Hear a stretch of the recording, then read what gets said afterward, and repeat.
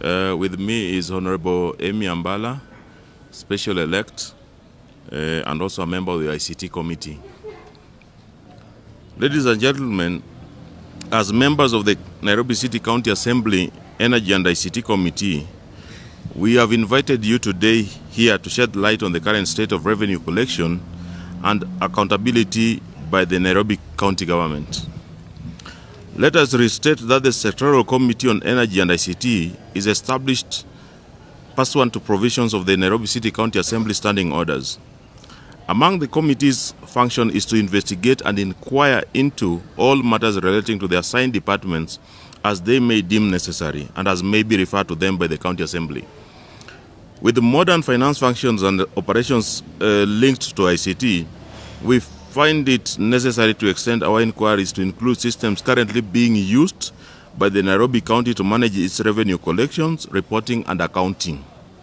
It is instructive that we found a complete lack of transparency in the entire manner in which the Nairobi City County revenue is being collected, reported, and accounted for.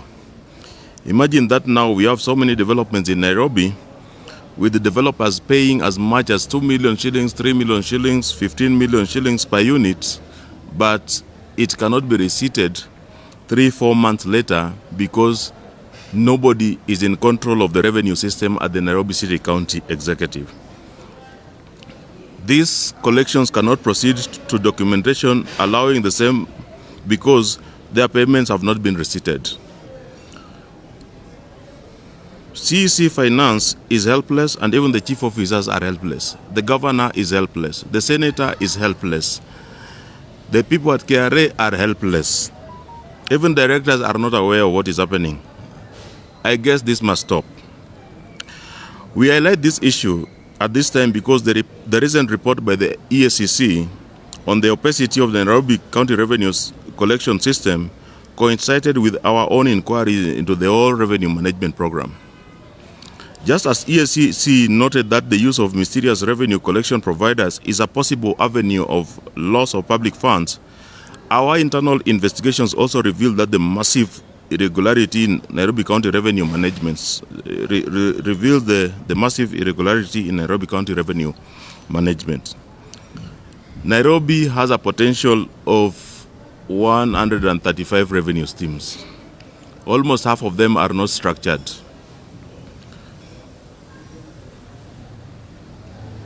In the previous financial year, Nairobi County is reported to have received 15 billion from the national government and collected just over 10 billion from the own source revenue.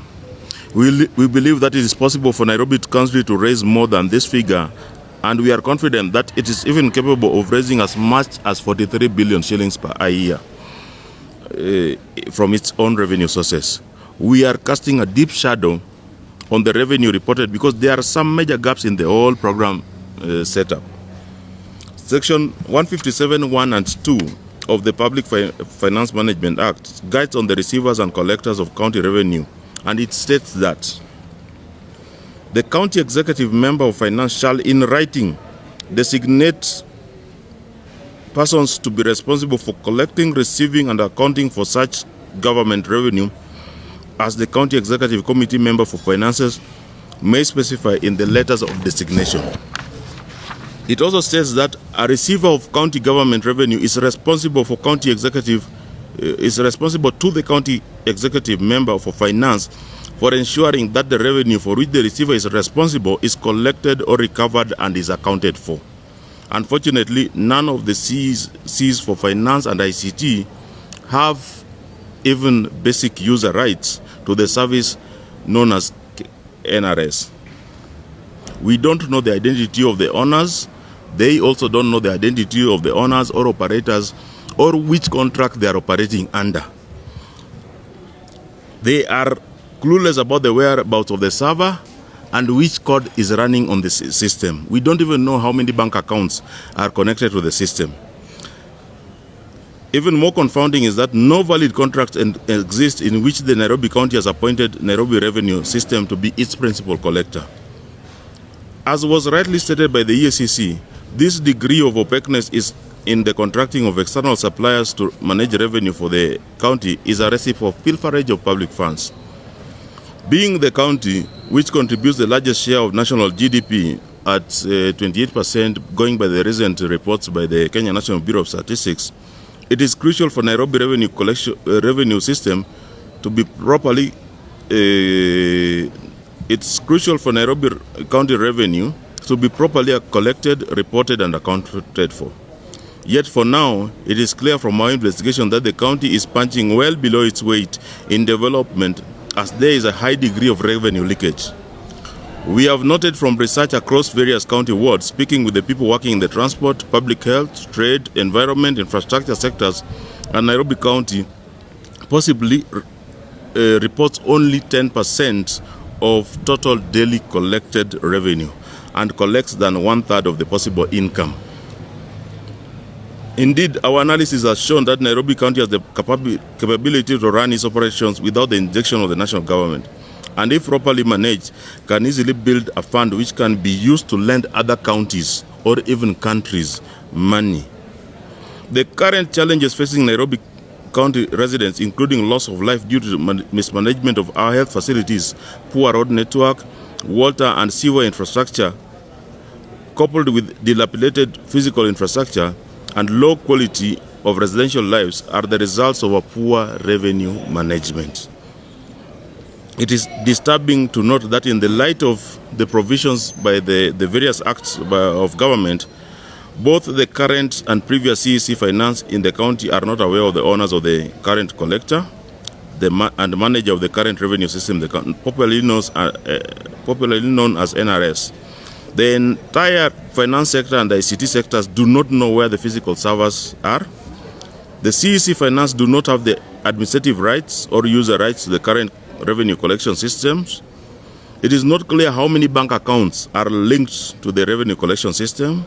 It is currently, there is no valid contract between Nairobi County and Nairobi Revenue System as the principal collector, as they emerged prior to the end of NMS term. When the Nairobi Metropolitan term expired, all functions ought to have been reversed to the county government. Yet, very suspiciously, there are concerns or subcontraction of revenue collection by KRA then to Nairobi Revenue System in an unclear and unprocedural way. There has never been a complete audit of all the revenue systems deployed in the Nairobi City County since the advent of county governments. We acknowledge that the national government has already been very steadfast in the use of technology to ease service delivery for Kenyans in line with the National Digital Master Plan and Agenda. The drive to automate government services and make them available online is commendable. Automation should not end on the revenue streams. Non-revenue functions automation is an aspect forgotten in the campaign by the President. Ladies and gentlemen, we call upon the President to initiate similar changes in devolved units, beginning with the highly strategic Nairobi City County. It is time the county operated an organization-wide ICT system known as ERP, instead of the present use of disjointed systems which do not communicate to each other.